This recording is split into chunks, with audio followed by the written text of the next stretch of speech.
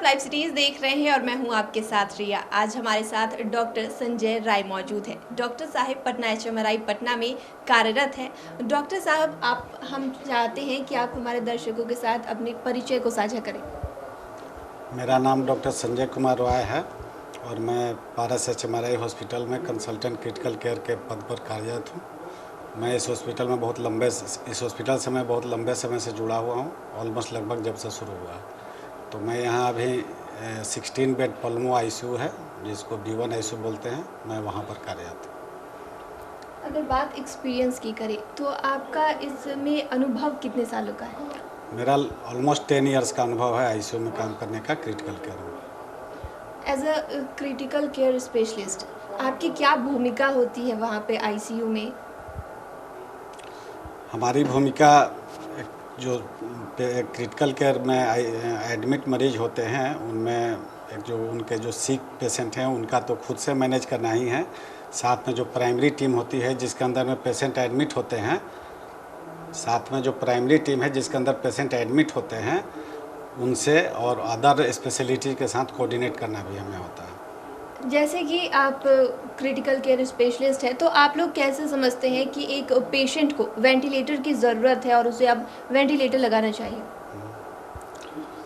उसको किसी पेशेंट को वेंटिलेटर की आवश्यकता है या नहीं है, ये डिसाइड करने के लिए बहुत सारे तरीके हैं। जैसे एक तो क्लिनिकल होता है, फिर बहुत सारे इन्वेस्टिगेशन होते हैं, ABG होता है, आर्टेरियल ब्लड गैस, और देखना होता है कि पेशेंट को ब्रेथलेसनेस हो रही है कि नहीं, कार्बन डाइऑक्साइड अगर बहुत ज़्यादा रिटेन कर लिया जिसके चलते होश कम हो गया, या फिर उसका ऑक्सीजनेशन प्रॉपर नहीं है, उन परिस्थितियों में वेंटिलेटर की आवश्यकता होती है। जैसे कि आपने ऑक्सीजन के बारे में बताया कि ये सब आईसीयू में ज़रूरत पड़ती है, तो ये सब मैनेज कैसे करते हैं और ये सब मैनेज करने के लिए आपके साथ आईसीयू में कौन कौन से सहयोगी मौजूद होते हैं? वेंटिलेटर पेशेंट्स के आईसीयू में सारे पेशेंट्स की मॉनिटरिंग होती है। वेंटिलेटर पेशेंट्स में थोड़ा ज़्यादा मॉनिटरिंग होती है। उनका आर्टेरियल ब्लड गैस जांच करके देखा जाता है कि कैसा हमारा वेंटिलेशन हो रहा है। सपोर्टिंग स्टाफ में नर्सिंग स्टाफ तो हैं ही, साथ में उनमें फिजियोथेरापिस्ट की ज़रूरत होती है प्रॉपर, चूँकि अगर वेंटिलेशन बहुत प्रोलॉन्ग्ड है तो स्पेशल न्यूट्रिशन की ज़रूरत होती है, जिसकी देखभाल के लिए डाइटिशियन होते हैं, तो और भी ये सब सपोर्टिंग स्टाफ हमारे यहाँ होते हैं। फिजियोथेरेपिस्ट जो हैं आपके साथ किस तरह की भूमिका निभाते हैं और वो उनके वहाँ पे क्या क्या रोल होती है, वो ये बताइए।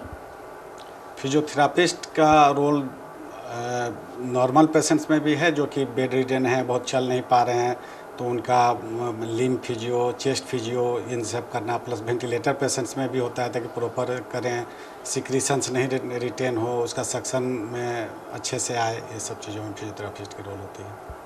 वेंटिलेटर पे जो मरीज है वो नींद में ही क्यों रहते हैं? उन्हें वो ऐसा क्या होता है जो वो नींद में ही रहते हैं? नींद में रहने का दो कंपोनेंट है, दो पार्ट है एक्चुअली। एक होता है जो कि चूँकि वेंटिलेटर एक बाहर से चीज़ है जो लगाया गया है एक ट्यूब के जरिए, तो पेशेंट्स को पेन हो सकती है, दर्द हो सकती है, तो उसके चलते उनको थोड़ा हम लोग पेन रिलीफ के लिए देते हैं, जिसका कि सीडेशन भी साइड इफ़ेक्ट थोड़ा होता है, तो पेशेंट थोड़े सीडेट रहते हैं। कुछ पेशेंट होते हैं जो कि रेस्टलेस होते हैं वेंटिलेटर पर, तो वेंटिलेटर और पेशेंट के बीच सिंक्रोनी बने रहे, इसलिए कभी कभी हम लोग पेशेंट को पैरालाइज कर देते हैं, बेहोश कर देते हैं। फिर हर दिन लगभग हम लोग एक बार उस बेहोशी को बंद करके देखते हैं कि पेशेंट का सब ठीक है कि नहीं, सेंसोरियम ठीक है कि नहीं, होश ठीक है कि नहीं। जैसा कि आपने बताया कि पेशेंट को आईसीयू में बेहोश करते हैं वेंटिलेटर पर, तो ये जो बेहोश करने की जो प्रक्रिया होती है, तो ये कितने समय तक चलता है? एक मरीज कितने देर तक बेहोश रह सकता है? जब वेंटिलेटर का रिक्वायरमेंट कम हो जाता है या पेशेंट का अगर बहुत ज़्यादा रेस्टलेस नहीं है तो हम लोग बेहोशी बंद कर देते हैं, लेकिन दर्द वाली दवाएं तो हल्की थोड़ी डोज में चलाते हैं जब तक वेंटिलेटर पर पेशेंट।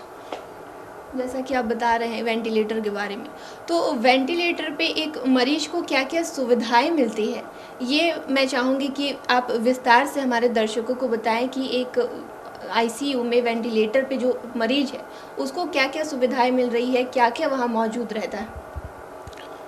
वेंटिलेटर पर जो पेशेंट हैं उनके मॉनिटरिंग के साथ साथ, अगर वो चूँकि वो बेड रिडन हैं, चलते फिरते नहीं हैं, तो उनका कोई थ्रोम्बोसिस नहीं हो इसलिए डीवीटी पंप लगा रहता है, उनका फिजियोथेरापी किया जाता है, उनके न्यूट्रिशन का ध्यान रखने के लिए नाक के थ्रू एक पाइप डाली जाती है जिसको राइल्स ट्यूब कहते हैं, उसके थ्रू प्रॉपर न्यूट्रिशन दिया जाता है।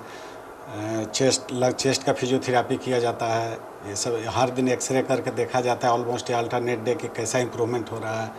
ब्लड गैस जांच करके हम लोग देखते हैं कि उनका कैसा इम्प्रूवमेंट हो रहा है।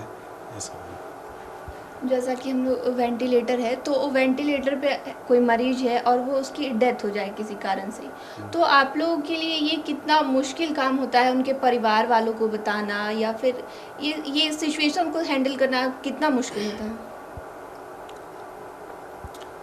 पेशेंट का वैसे हम लोग हर दिन सारे पेशेंट के अटेंडेंट को एक न एक बार ज़रूर बताते हैं मिनिमम कि पेशेंट का कंडीशन क्या है, और इसका डॉक्यूमेंटेशन भी होता है, हम लोग फैमिली मीटिंग जिसको कहते हैं। इसके अलावा भी अगर किसी फैमिली का अटेंडेंट एक्स्ट्रा 2 बार या 3 बार जानना चाहते हैं तो उसको भी हम लोग इंटरटेन करते हैं और बताते हैं। जहाँ तक डेथ का बात है, तो कभी कभी क्या होता है कि कोई पेशेंट बेहोश है, तो बेहोश है उसको हम लोग 2 दिन 3 दिन इस टाइप से अगर बेहोश रखे हुए हैं, तो किसी अटेंडेंट को लगता है कि मेरा पेशेंट जिंदा नहीं है, मर गया है और वेंटिलेटर पर रखा हुआ है, तो उनको हम लोग दिखाते हैं। ECG का ग्राफ होता है, आता है, जो शो करता है कि पेशेंट जिंदा है, मरा हुआ नहीं है। या उसका पैरालिसिस हम लोग ऑफ करके पेशेंट को जगा करके दिखाते हैं कि वो रिस्पॉन्ड कर रहा है। और अगर पेशेंट अगर मर जाता है तो उसको हम लोग फैमिली के अटेंडेंट को अच्छे तरीके से बताते हैं ताकि वो एक्सेप्ट कर सकें इन चीज़ों को। जो ज़्यादा सिक पेशेंट होते हैं, लगता है कि इनका बचने की संभावना कम है, तो हम लोग पहले से प्राइम करते हैं कि इनकी प्रोग्नोसिस अच्छी नहीं है, शायद नहीं बच पाएँ। पारस वेंटिलेटर सुविधा किस तरीके से देता है, और क्यों एक मरीज के परिजन को समझना चाहिए कि पारस जो है एक बेहतर ऑप्शन है हॉस्पिटल के तौर पर, इमरजेंसी क्रिटिकल कंडीशन के तौर पर? हमारे यहाँ ICU में बहुत सारे वेंटिलेटर हैं, अच्छे क्वालिटी के वेंटिलेटर हैं। ऑलमोस्ट ICU में जितने बेड हैं करीब करीब उतने वेंटिलेटर हैं। और हम लोग NIV की ज़रूरत होती है तो NIV वेंटिलेशन की भी सुविधा है, बाईपैप CPAP जिसको कहते हैं। या जब पेशेंट को गले में ट्यूब पड़ती है जिसको इन्वेसिव वेंटिलेशन कहते हैं, उसकी भी सुविधा है। उसके देखभाल के लिए राउंड द क्लॉक डॉक्टर्स हैं जो कि बहुत दिनों से यहाँ काम कर रहे हैं, उनको अनुभव है। सपोर्टिंग सिस्टम है, नर्सिंग स्टाफ, फिजियोथेरापिस्ट, डाइटिशियन, सारे लोग हैं। तो वैसे पेशेंट्स को हम लोग काफ़ी ख्याल रखते हैं और कोशिश करते हैं कि पेशेंट जल्द से जल्द ठीक हो। तो हम लोग अटेंडेंट को या फैमिली को आश्वासन देते हैं कि नहीं, आप धैर्य रखिए और हम लोग अब बेहतर इलाज की कोशिश कर रहे हैं। प्लस और सारे जो टीम है, कार्डियोलॉजिस्ट, नेफ्रोलॉजिस्ट, सब लोग इन्वॉल्व हैं। वेंटिलेटर पर एक मरीज की निगरानी कैसे की जाती है, ये मैं चाहूँगी कि आप हमारे दर्शकों को विस्तार से बताएं। मरीज के लिए एक तो हमारे यहाँ मॉनिटर हैं जो कि 5 पैरा मॉनिटर है, जिसमें ECG, पल्स ऑक्सीमीटर, सेचुरेशन, सबसे ETCO2 भी जहाँ ज़रूरत होता है वहाँ हम लोग यूज करते हैं। इसके अलावा ABG मशीन हमारे यहाँ ऑलमोस्ट हर ICU में है, जिसके जरिए हम लोग 1 बार 2 बार 3 बार जैसा रिक्वायरमेंट हुआ वैसे हम लोग ABG करके देखते हैं।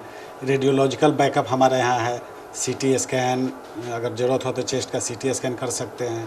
एक्सरे तो हर दिन करते ही हैं। तो हमारे यहाँ सारी सुविधाएं इन हाउस अवेलेबल है, तो इसलिए हम लोग बेहतर करते हैं। बहुत बहुत शुक्रिया डॉक्टर साहब, आपने जो हमारे दर्शकों के साथ हमारे साथ जानकारी साझा की है वेंटिलेटर को लेकर, ICU के लेकर, और as a critical care specialist होने के नाते जो आपने हमें जानकारी दी है, वो उसके लिए बहुत बहुत शुक्रिया। Thank you. तो आप डॉक्टर संजय राय को सुन रहे थे, जिन्होंने इतनी सारी जानकारी हमारे साथ साझा की है। फिलहाल के लिए इतना ही। चैनल को सब्सक्राइब करें, फेसबुक पेज को लाइक करें। वीडियो देखने के लिए आपका शुक्रिया।